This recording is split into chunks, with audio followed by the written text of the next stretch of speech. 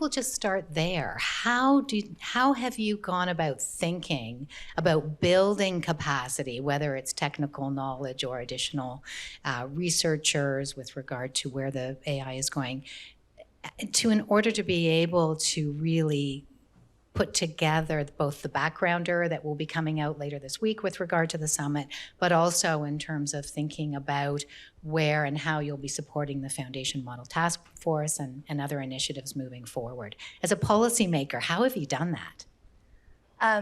So, yes, well, I'd say, yes, we're really proud of the work we've done to establish the Frontier AI Task Force. We have brought together a wide range of AI safety experts, not just people with industry experience, but also leading academics. We've convened a whole range of roundtables and events as well in the run-up to the summit. So it's worth making clear that it's not just within government, where we've really been trying to kind of draw widely, including from a wide range of other countries, to bring expertise in. But we've also been doing that outreach. So in the run-up to the summit, we've heard, I think, from tens, hundreds, I'm looking at Rebecca here, of organizations, civil society voices, trade unions, and more, because I think with a challenge this important and this critical, yeah, the more voices, the more expertise, the better. I think the only other thing I'd say is we don't just think it's important that we have that expertise in government. We are also looking at how we have that expertise in public services, our regulators. It's really important that we are all equipped to kind of make the most of AI. I think it's an important insight, and I think actually it would be a valuable contribution to other jurisdictions to do a little bit of that look back on how did you build the team so quickly? How were you able to bring some of that capacity into government in the way in which you have? I think there are insights there that could inform others in terms of how that's done. One of the things that I always think about when I come back to the UK is how much of a leader the UK was in responsible AI way back in 2016 and 2017. I had the opportunity to be with some members of the House of Lords yesterday, and I was recalling the early work that they had done with regard to hearings about responsible AI in that early report, and that they'd reached out internationally to all sorts of us back in the day. And this real early commitment to center responsibility right at the core of innovation. And I wonder how you see that early work and the community that was built up around that, and how that now is of a piece with the summit.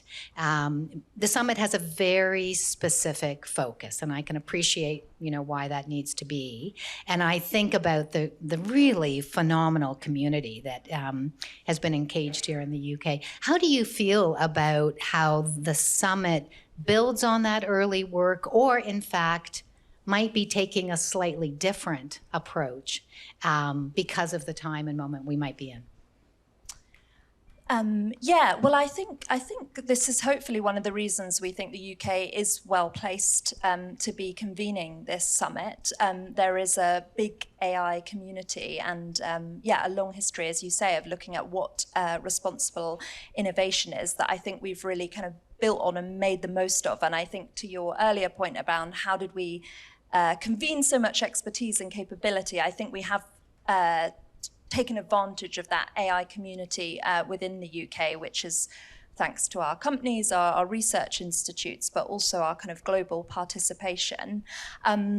The summit, as you say, will focus on those most serious risks associated with the most powerful AI systems, but certainly through our other work, including the white paper, which I referenced, we will be taking a kind of long, hard look at a whole range of risks, including those associated with less powerful AI systems, but certainly very important as well.